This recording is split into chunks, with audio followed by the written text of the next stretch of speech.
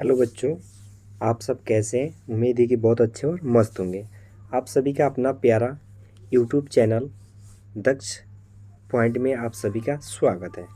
तो आज हम लोग आप लोगों के लिए बहुत सारा क्वेश्चन लेके आए हुए हैं और बहुत ही शानदार और ज़बरदस्त एक क्लास होने वाला है। तो आप लोग हमारे साथ शुरू से अंत तक बने रहिए ताकि आपका एक एक क्वेश्चन का डाउट और क्वेश्चन आंसर को बिल्कुल बारीकी यानी सबसे आसान से हम आपको कवर करेंगे। तो आपको हेडिंग यहाँ पे दिखाई दे रहा होगा कि चैप्टर 2 हिंदी है, सबसे सरल भाषा में हम लोग पढ़ेंगे और जो पढ़ने वाले हैं तबरे सर के द्वारा पढ़ेंगे। तो आप लोग इस क्लास में बने रहिए। तो हम लोग चलते हैं, क्लास को आगे बढ़ाते हैं। तो सबसे पहले यहाँ पे दिया हुआ है कि मैट्रिक की तैयारी करने के लिए सबसे भरोसेमंद चैनल जो आप लोग के सामने जो चैनल चल रहा है यही भरोसेमंद चैनल है। तो आप लोग इसको, अगर ये क्लास आप लोग को अच्छा लगता है तो प्लीज़ इसको लाइक, शेयर और सब्सक्राइब करना ना भूलें, ताकि आप लोग लाइक करते हैं तो हमको मोटिवेशनल मिलता है, तो हम इससे भी अच्छा क्लास आप लोग के सामने लेके आएंगे। तो हम लोग full Hindi class 10th chapter wise प्रश्न और उत्तर को हम लोग पढ़ने वाले हैं। यहाँ पे प्रश्न उत्तर जो दिया हुआ है यहाँ पे चैप्टर वाइज होगा। जैसे पहले इसके पिछले क्लास में हम क्लास 10th का हिंदी का पहला चैप्टर बनाकर आप लोग को क्वेश्चन आंसर सामने कर दिए। अब हम दूसरा क्लास लेके आए हुए हैं। तो दूसरा क्लास में हम पढ़ेंगे, फर्स्ट क्लास में हम लोग पढ़े थे कि श्रम विभाजन और जाति प्रथा।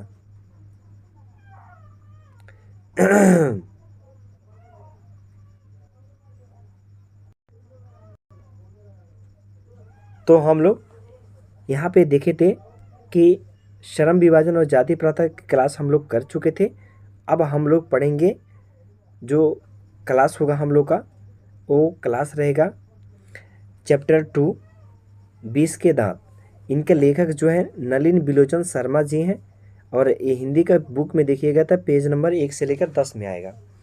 तो आप लोग यहाँ पे पढ़ सकते हैं। उसी तरह हम बारीकी से चैप्टर 3 का भी लेके आएंगे क्वेश्चन आंसर, ताकि आप लोग के एग्ज़ाम में कोई दिक्कत को सामना करना ना पड़े। तो फर्स्ट क्वेश्चन ए रहा हम लोग का। तो इसके पहले कुछ क्लास का जानकारी हम लोग ले लेते हैं, ताकि ऑब्जेक्टिव यहाँ पे से कैसे बनता है इसको बारे में हम बता देते हैं। तो ध्यान दीजिएगा, यहाँ पे बिल्कुल बारीकी तरह से ध्यान दीजिएगा तो आपको समझ में आसानी से आ जाएगा, नहीं तो आपको समझने में थोड़ा तकलीफ होगा। तो क्वेश्चन यहाँ पे दिया हुआ है, पूछता है कि 20 के दांत क्या है। तो ये कहानी है। 20 के दांत क्या है? तो ये कहानी है। उसके बाद देखते हैं कि लेखक का परिचय के बारे में जान लेते हैं कि लेखक नलिन बिलोचन शर्मा थे। किसका? तो 20 के दांत का। अब यहाँ पे देखते हैं कि नलिन बिलोचन शर्मा जी का जो जन्म था वो 18 फरवरी 1916 में बदरघाट पटना में हुआ था। और पटना जो है ना वो बिहार की राजधानी है, ये भी याद रखना है। तो बदरघाट पटना में किनका जन्म हुआ था? नलिन बिलोचन शर्मा जी का हुआ था।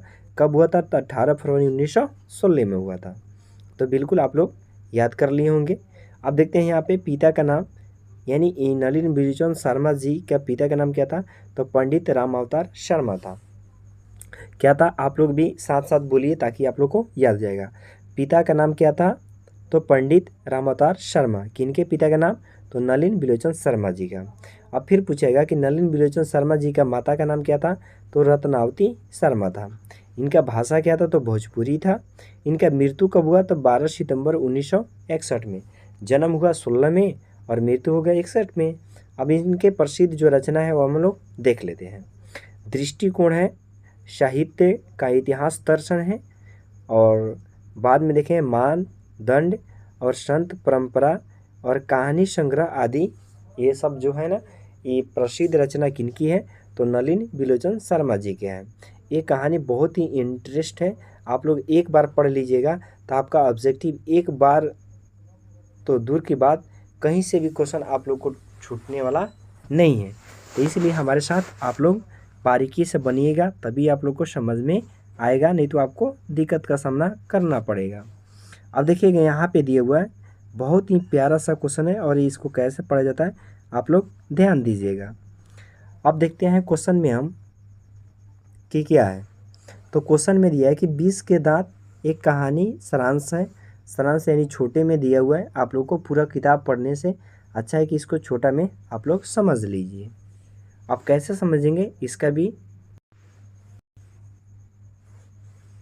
तो 20 के दांत कहानी के कहानीकार नलिन विलोचन शर्मा जी इस कहानी में अत्यधिक दुलार, प्यार के कुपरिणामों एवं सामाजिक भेदभाव को उजागर करने के कार्य किए थे।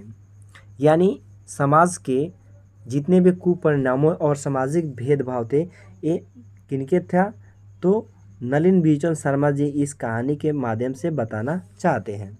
इस कहानी में सेन साहब एक बहुत अमीर व्यक्ति थे। यानी जब कहानी बात हो रहा है ये किनके बारे में हो रहा है, तो सेन साहब के बारे में हो रहा है। तो सेन साहब एक बहुत अमीर व्यक्ति थे। अमीर व्यक्ति कौन थे, तो सेन साहब थे। जो फैक्ट्री के मालिक थे, तो फैक्ट्री के मालिक कौन थे, तो सेन साहब। अमीर व्यक्ति कौन थे, तो सेन साहब। इन्हें अपने घर पर काफ़ी घमंड था। यह गरीबों की भलाई करना नहीं जानते थे। इनकी एक नई काले रंग की कार है जिसका नाम स्ट्रीमल इंड था। यानी उनके पास, सेन साहब के पास एक नई कार भी थी जिसका रंग क्या था, तो काले रंग के था। और कार के नाम भी था स्ट्रीमल इंड, जिसका दाम था 7,500 था। ये भी याद करके रखिएगा, क्वेश्चन पूछा हुआ है और पूछता भी है कि सेन साहब की कार के रंग क्या थी, तो काले थी और उनके गाड़ी का दाम कितना था, तो 7,500। उसके बाद बहुत ही इंटरेस्ट यहाँ पे लिखा हुआ है कि कासू सेन साहब का पुत्र था। किसका पुत्र था, तो सेन साहब। क्वेश्चन पूछता है कि सेन साहब का पुत्र कौन था, तो कासू, जिसे प्यार से खोका कहकर पुकारा जाता था। ये भी क्वेश्चन पूछता है कि खोका किससे बोला जाता है, तो कासू को।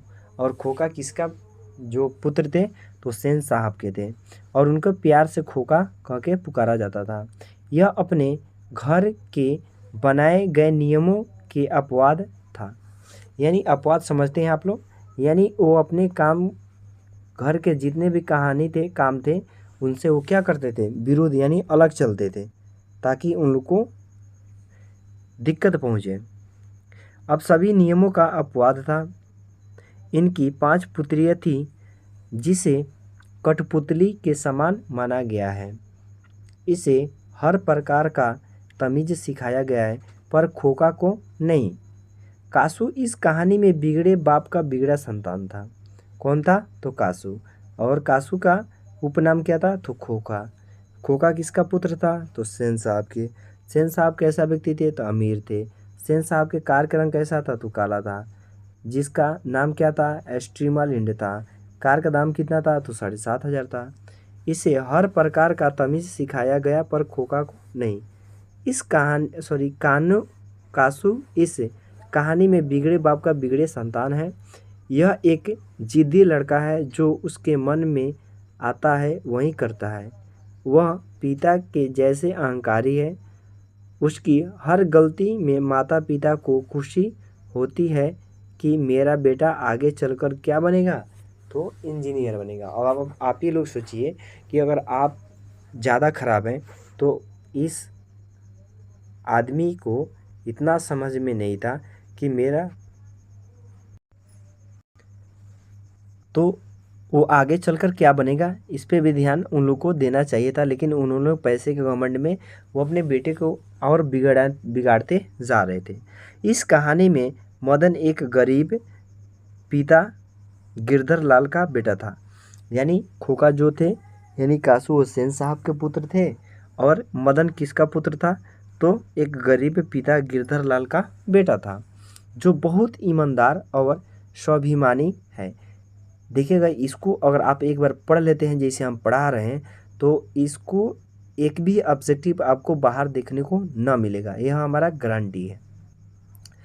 एक समय की बात है कि जब मदन कार को छूना चाहता, उसी समय सेन साहब के ड्राइवर को शोफर ने धक्का ड्राइवर शोफर ने धक्का मार दिया और वह सड़क पर गिर गया, जिसके संदर्भ में पैर से खून निकलने लगे और इस पर झूठा आरोप लगा कर मदन की पिटाई करवाई जाती है। अर्थात इस कहानी में जब कोई गरीब किसी के शरण में रहता है तो वह किसी गरीब का साथ नहीं देता है। यानी जो ड्राइवर था वो भी अमीर व्यक्ति नहीं था, लेकिन उन्होंने गलत झूठे में उन्हें मदन को फंसाया और उनके पिटाई भी खिलवाई, लेकिन शरण में वो भी था गरीब, लेकिन इनका सपोर्ट नहीं किया। अब उसके बाद देखते हैं हम आगे। अगर इसको आप लोग बारीकी से पढ़ लेते हैं तो ऑब्जेक्टिव आपको ऐसे धुआं धुआं कर दीजिएगा आप। इस कहानी में कासू मदन के झगड़े का मूल्य लट्टू का खेल माना गया है। यानी आपको छोटा में जितना बुक में पढ़िएगा उससे शॉर्टकट में आप लोग को ऑब्जेक्टिव पढ़ा देंगे। कारण लट्टू का खेल था, यानी उन दोनों के बीच में झगड़ा क्या खेल था तो लट्टू, क्योंकि मदन को जब गाड़ी छूने नहीं दिया गया और उसके बदले धकेल दिया गया। इस कहानी को लेकर मदन ने भी लट्टू खेलने से इनकार कर दी तो कासू ने मदन को 4 गुस्से जमा दिए।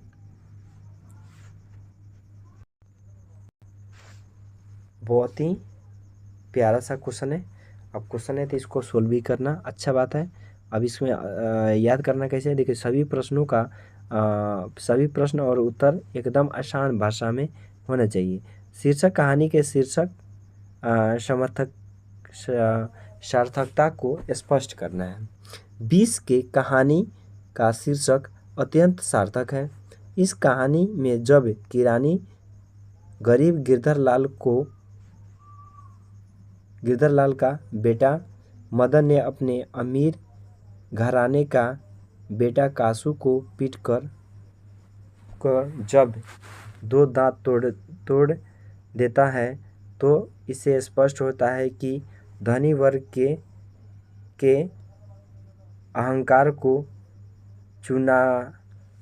चकनाचूर कर दिया। यानी जितने भी उन लोगों का अहंकार थे तो उनको क्या किया, वो चकनाचूर कर दिया। अब दूसरा क्वेश्चन देखते हैं। दूसरा क्वेश्चन में क्या दिया हुआ है, दूसरा क्वेश्चन भी देख लेते हैं। अब दूसरा क्वेश्चन में जो क्वेश्चन है आप कैसे बनाएंगे इसको ध्यान दीजिएगा। सेन साहब के परिवार में बच्चों के लालन पालन में किए जा रहे हैं कि लिंग आधारित भेदभाव अपने शब्दों में वर्णन करें। हिंदी साहित्य के सुप्रसिद्ध कहानीकार नलिन बिलोचन शर्मा ने अपने बच्चियों के लालन पालन में जो दूरियां बताया है वे सचमुच ही अभिशप्त है। सेन साहब अपने बेटियों को शिक्षा देना उचित नहीं समझता था तथा बेटियों को हंसने की भी इजाज़त नहीं है और बेटों में नटखटापन के रूप में इंजीनियर का स्वरूप देखता है, जो आधुनिक समाज के लिए यह उत्तम नहीं है। अब आगे प्रश्न को देखते हैं। आप लोग भी इसको रुककर और इस क्लास को कॉपी में लिख लीजिएगा ताकि आप लोग को बार बार देखना ना पड़े। ऐसे तो हम लोग इस क्लास को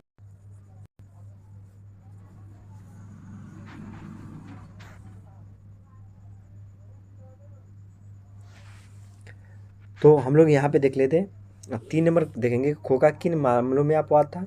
इस कहानी के सुप्रसिद्ध लेखक नलिन बिलोचन शर्मा का मानना है कि खोखा दुर्ललित स्वभाव के मामलों में अपवाद था।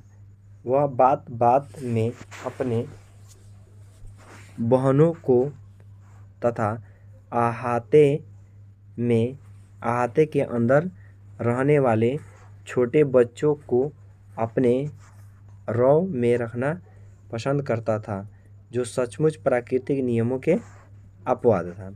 क्वेश्चन नंबर 4 देखेंगे कि सेन दंपति खोखा में कैसी संभावनाएं देखते थे और उन संभावनाओं के लिए उन्होंने उसकी कैसी शिक्षा तय की थी।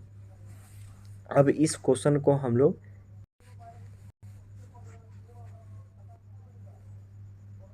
सचमुच प्राकृतिक नियमों के क्या थे तो अपवाद थे। सेन दंपति खोका में कैसी संभावनाएं देखते थे और उन संभावनाओं के लिए उन्होंने उसकी कैसी शिक्षा तय की थी। हिंदी साहित्य के महान नकेलवादी लेखक नलिन विलोचन शर्मा ने सेन दंपति खोका में इंजीनियरिंग की संभावनाएं देखा करता था और वह खोका को उसी प्रकार का शिक्षा देना तय किया था जैसे कि बढ़ईगिरी और अन्य सामान की तोड़फोड़ कर उसे खोल कर सही करना ही उसके लिए शिक्षा था। तो यहाँ तक आप लोग देख लिए। अब क्वेश्चन नंबर आगे देखते हैं। क्वेश्चन नंबर कितना है अभी?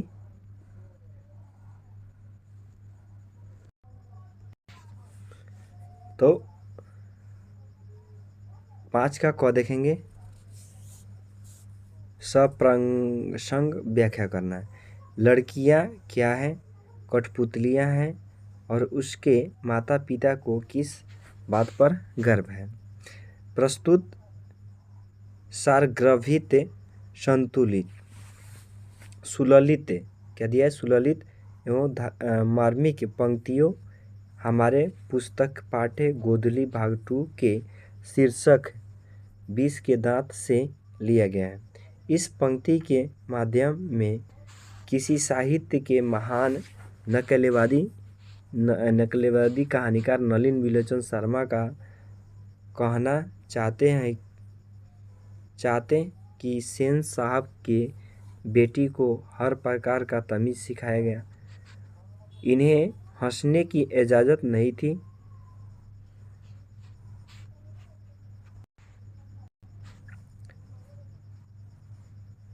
तो इस पंक्ति में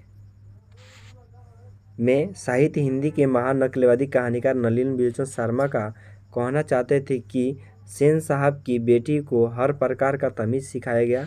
इन्हें हंसने की इजाज़त नहीं थी। ये सिर्फ शाम को खेल सकते थे।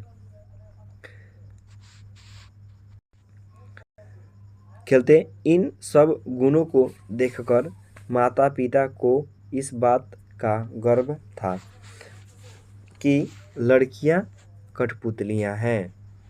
अगले प्रश्न पे आते हैं, प्रश्न संख्या 2 पे। प्रश्न संख्या 2 भी बहुत ही मस्त क्वेश्चन है, इस पे ध्यान दीजिएगा तब आप लोग को बिल्कुल आसानी से समझ में आ जाएगा।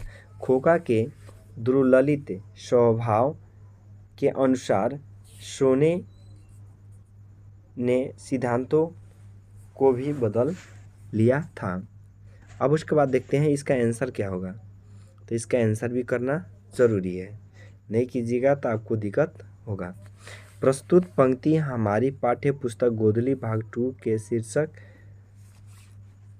20 के दांत के आहत की गई, जिसके कहानीकार नलिन विलोचन शर्मा एवं इस पंक्ति के माध्यम से लेखक यह बताना चाहते हैं कि सेन साहब की 5 पुत्रियां बिल्कुल सभ्य और अनुशासित है, लेकिन ठीक इसके विपरीत खोका बिगड़े बाप का बिगड़ा संतान, जिसे अधिक लाड प्यार ने बिगाड़ दिया।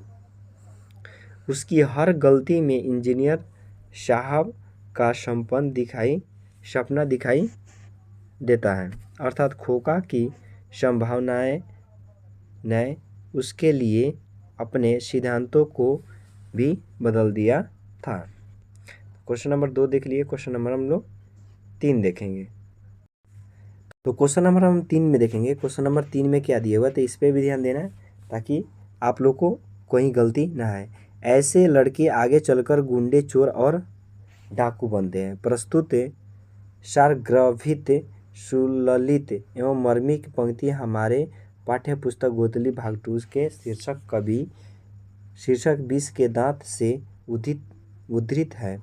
इस पंक्तियों के माध्यम से महान लेखक नलिन विलोचन शर्मा ने बड़े 2 सेठों के चरित्र को उजागर करके हमें यह बताता है कि सेठ लोग कैसे गरीब के बाल बच्चों को हतोत्साहित करते हैं। मदन ने सेन साहब के कार को छूना भी नहीं, फिर भी सेन साहब गिरधर के पुत्र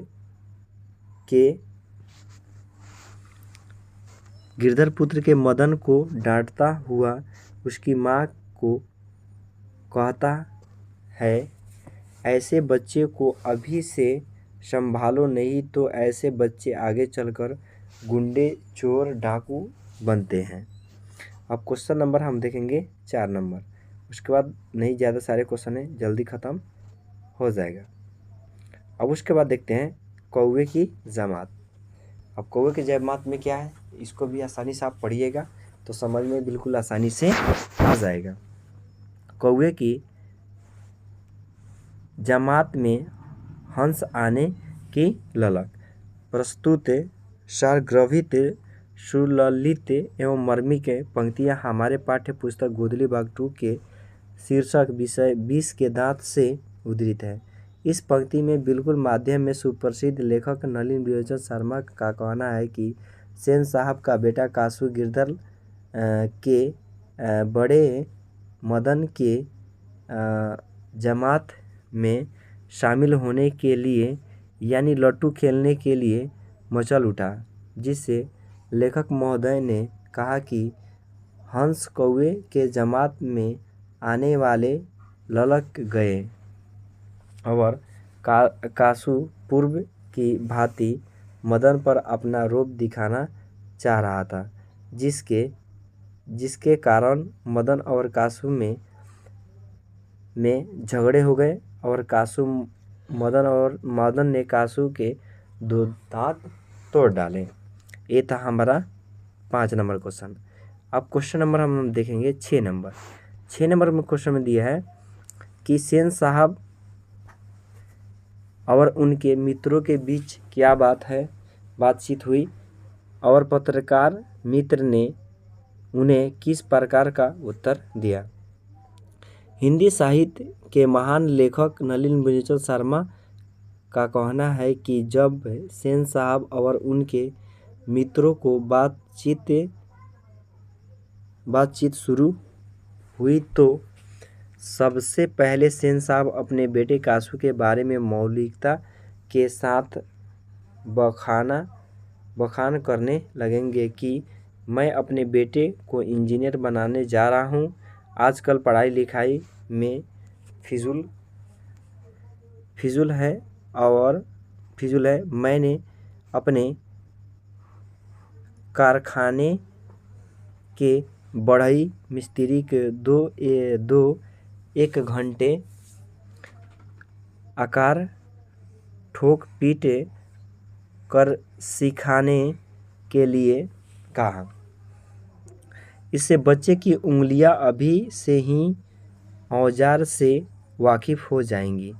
तब पत्रकार मिश्र ने उत्तर दिया कि मैं चाहता हूँ कि जेंटलमैन जरूर बने और जो कुछ बने उसका काम उससे पूरी आज़ादी रहे। तो ये हमारा रहा। तो हम लोग 6 क्वेश्चन कर लिए, अब 7वां क्वेश्चन करने वाले हैं। अब 7वां क्वेश्चन में देखते हैं क्वेश्चन क्या हमसे पूछ रहा है। 7 नंबर में दिया हुआ है कि मदन और ड्राइवर के बीच में के विवाद के माध्यम से कहानीकार क्या बताना चाहता है। इसका उत्तर जो हो जाएगा, हिंदी साहित्य के महान नकेलवादी लेखक नलिन विलोचन शर्मा मदन और ड्राइवर के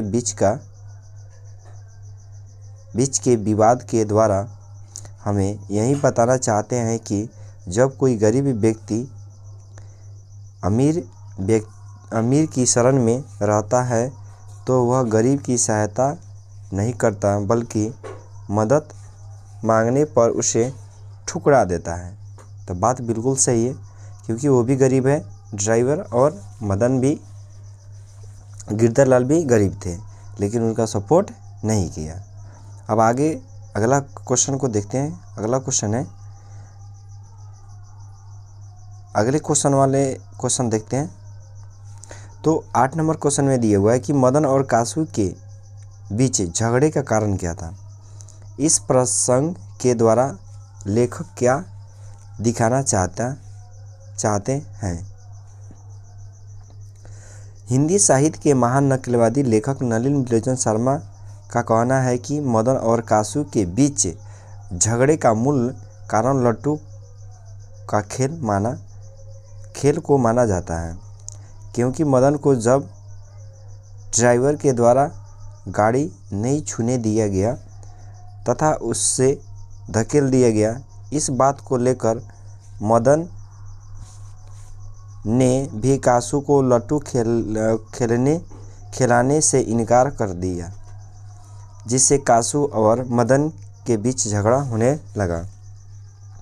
इस प्रसंग के माध्यम से लेखक बताना चाहते हैं कि बालक नादान होता है, वे अमीर और गरीब को नहीं देखता है और वह अपमान सहन नहीं करता है। तो बात बिल्कुल सही है। बच्चे को नहीं पता है कि मेरे पिताजी गरीब है या अमीर है, वो किसी के अपमान अगर कोई करता है तो उससे झगड़ा करने के लिए तैयार हो जाता है। बात बिल्कुल सही है। तो क्वेश्चन नंबर 9 देखते हैं। महल और झोपड़ी वालों की लड़ाई में हमेशा महल वाले ही जीतते हैं, पर उसी हालात में जब दूसरी झोपड़ी वाला उसकी मदद अपने ही खिलाफ करते हैं।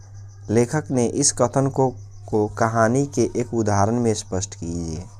अभी क्वेश्चन है, आपको आंसर बताना है। तो ये आंसर हो जाएगा आपका कि महल और झोपड़ी वालों की लड़ाई हमेशा महल वाले ही जीतते हैं, क्योंकि महल का तात्पर्य अमीर वर्ग तथा झोपड़ी का तात्पर्य गरीब से है। लेखक का कहना है कि जब तक गरीब की सेवा नहीं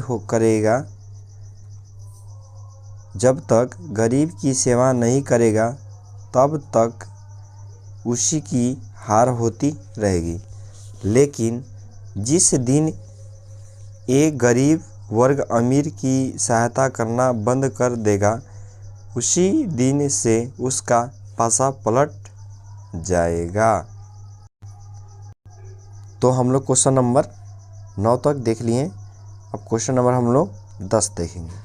10 क्वेश्चन क्या कर रहा है, 10 भी देख लेते हैं।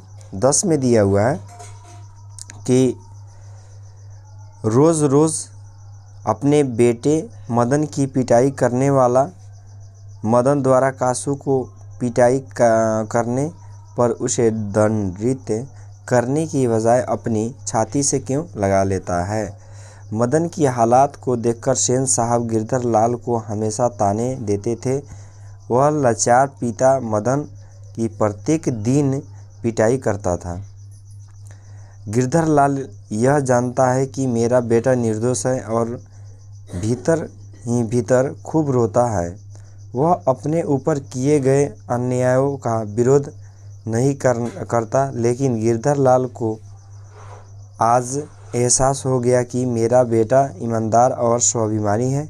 वह अपने और अपने पिता को अपमान का बदला जब चुका लेता है तो उस समय गिरधर लाल ने पिटाई न करके मदन को छाती से लगा लिया और कहा, शाबाश बेटा, तूने आज अपने पिता और अपने अपमान का बदला ले लिया। बात बिल्कुल सही है, क्योंकि ये बार बार गिरधर लाल अपने बेटे को सेन साहब के ताने पर पीटते थे, लेकिन उसको जब सेन साहब ने उनको घर से निकाल दिया, सेन साहब ने उसको घर से निकाल दिए,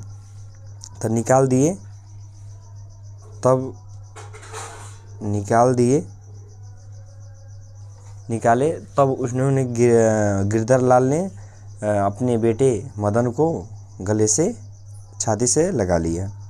अब अगले प्रश्न पे देखते हैं, प्रश्न संख्या 11।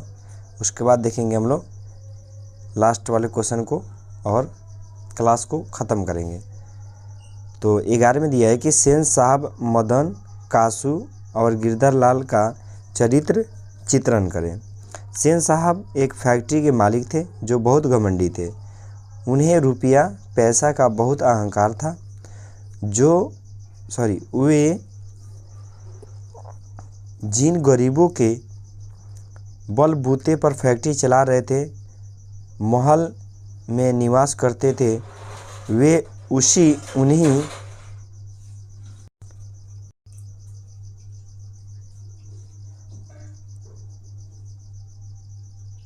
तो हम लोग कहाँ देखे थे कि सेन साहब एक फैक्ट्री के मालिक थे जो बहुत घमंडी थे। उन्हें रुपये पैसा का बहुत अहंकार था। वे जिन गरीबों के बलबूते पर फैक्ट्री चला रहे थे, महल में निवास कर रहे थे, उन्हीं गरीब के बाल बच्चों को खुश देखना नहीं चाहते थे। अब मदन, जो कि एक स्वाभिमानी बालक था जिसका उम्र 5 से 6 वर्ष था, वह एक बहुत ही ईमानदार बालक था। कासू, जो घमंडी बेटा था, जिसे माता पिता के लाड प्यार ने बिगाड़ दिया। वह दुर्ललित स्वभाव का बच्चा है। वह जिस पर चाहता उस पर हाथ चला देता था। वह वस्तुओं को तोड़ फोड़ देता था। गिरधर एक गरीब व्यक्ति था जो मदन के पिता थे। वह सेन साहब के यहाँ किरानी के पद पर काम करता था। वह एक लाचार और बेबस बाप था। वह प्रतिदिन सेन साहब द्वारा अपमान सहा करता था। तो यहाँ तक हम लोग क्वेश्चन नंबर 11 को क्वेश्चन नंबर हम 11 तक देख लेते हैं। क्वेश्चन नंबर हम लोग 12 देखेंगे। आपकी दृष्टि में कहानी का नायक कौन है? तर्कपूर्ण उत्तर दें। हम लोगों के नज़र में कहानी का नायक मदन है, चूँकि लेखक का कहना है कि जो बुराई का अंत करता है उसे ही नायक माना जाता है। एक दिन की बात है कि जब मदन कुछ अबारागर्द छोकरों के साथ लट्टू नचा रहा था, उसी दौरान खोका आकर कहता है कि लट्टू हम भी खेलेंगे। जब उसे मदन के द्वारा मना कर दिया जाता है तो 2-4 गुस्से को जमा देते हैं। उसके बाद मदन ने कासू के 2 दांत तोड़ डाले। अब कासू अगर पीटेंगे तो मदन छोड़ेगा थोड़ी, इसलिए मदन ने भी 2-4 गुस्से मारा, उसका दांत तोड़ डाला। मदन एक ईमानदार और स्वाभिमानी बालक था, अतः कहानी का नायक मदन ही होना चाहिए। अब 13 नंबर क्वेश्चन जो लास्ट है, हम देखेंगे कि आरंभ से ही कहानीकार का स्वर व्यंग्यपूर्ण है। ऐसे कुछ परिणाम उपस्थित करें। हिंदी साहित्य के महान एवं सुप्रसिद्ध लेखक नलिन बिलोचन शर्मा का आरंभ से ही स्वर व्यंग्यपूर्ण है, क्योंकि इस कहानी में सेन साहब अपने बेटे को सभी ऐशो आराम दिया, उसे इंजीनियर बनाना चाहा, लेकिन वे अपनी पुत्री को गुलामी की तरह घर में रखा तथा उसे शिक्षा के बारे में तनिक भी नहीं सोचा। तो ये थे सेन साहब और ये थे सेन साहब का विचार। और ये जितने भी क्वेश्चन था ये हम आप लोगों के लिए कंप्लीट करा दिया। और आप लोग को अगर ज़्यादा दिक्कत है तो इसको कॉपी में इसको फेयर कर लीजिएगा, ताकि आपको बार बार रिवीजन करने में आसान होगा। तो यहाँ तक तो हम लोग देख लिए। अब इसका ऑब्जेक्टिव हम जल्दी कर लेते हैं, ताकि इसका पता चले कि हम लोग क्या पढ़े हैं या नहीं पढ़े हैं। नलिन बिलोचन शर्मा पटना विश्वविद्यालय में हिंदी विभाग के अध्यक्ष कब बने? तो सन 1959 में बने थे। उसके बाद यह है कि आलोचकों के अनुसार प्रयोगवाद का वास्तविक प्रारंभ किसके कविताओं से हुआ था? तो नलिन बिलोचन शर्मा जी के से हुआ था। उसके बाद देखते हैं कि नलिन बिलोचन शर्मा की मृत्यु कब हुई? तो 12 सितंबर 1961 में हुआ था। मदन अक्सर किसके हाथों से पीटता था? तो उनके पिता के पिता के हाथों से पीटता था।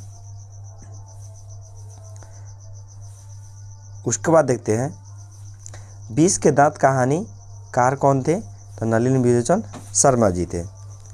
उसके बाद देखते हैं कि नलिन बिलोचन शर्मा के कहानियों किसके तत्व और समग्रता से उभर कर आया?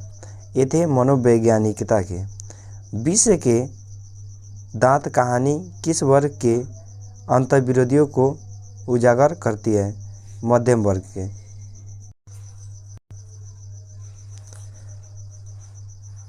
तो हम लोग पढ़े थे 20 के दांत कहानी किस वर्ग के अंतर्विरोधों को उजागर करती है? तो मध्यम वर्ग का। अब अगले क्वेश्चन इधर देखते हैं 12 नंबर में। जो गिरधर लाल कौन था? तो मदन के पिताजी थे। खोका का क्या नाम था? तो कासू था।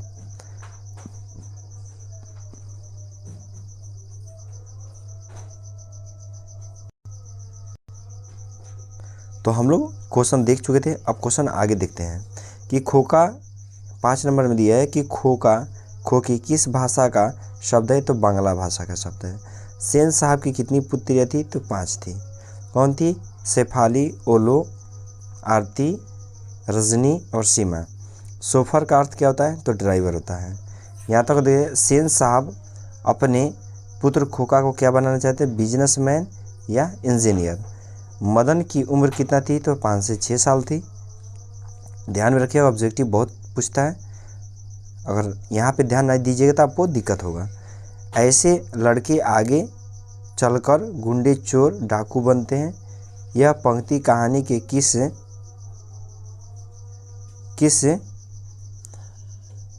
पात्र ने कहा?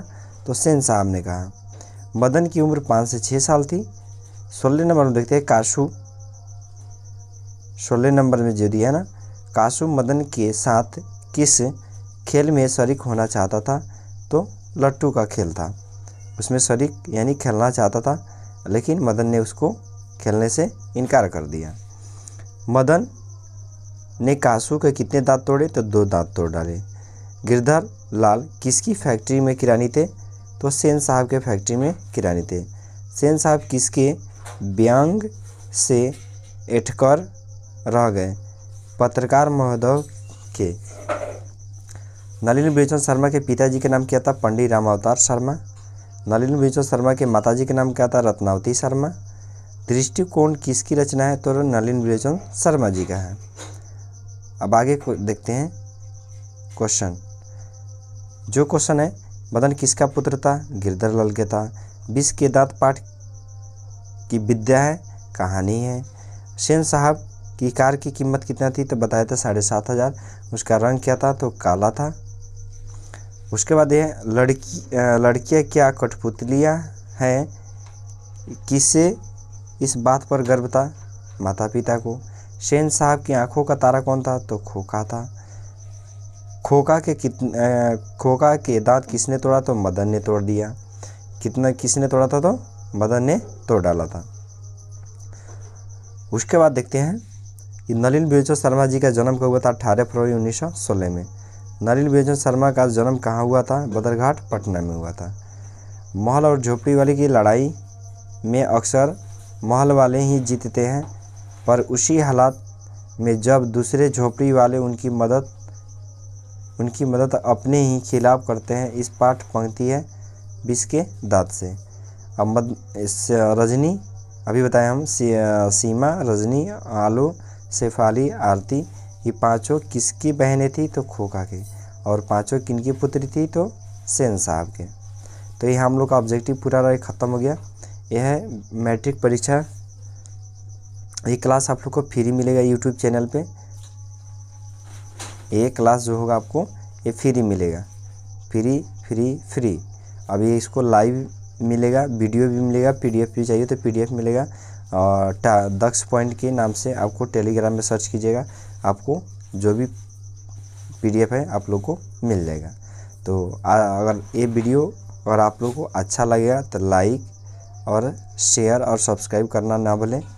और इतना सारे वीडियो बनाते हैं तो आप लोग को कोई फ़ी नहीं रखते हैं, तो इसलिए आप लोग लाइक शेयर और सब्सक्राइब ज़रूर करें। तो आज के लिए इतना ही, फिर मिलते हैं अगले क्लास में। धन्यवाद।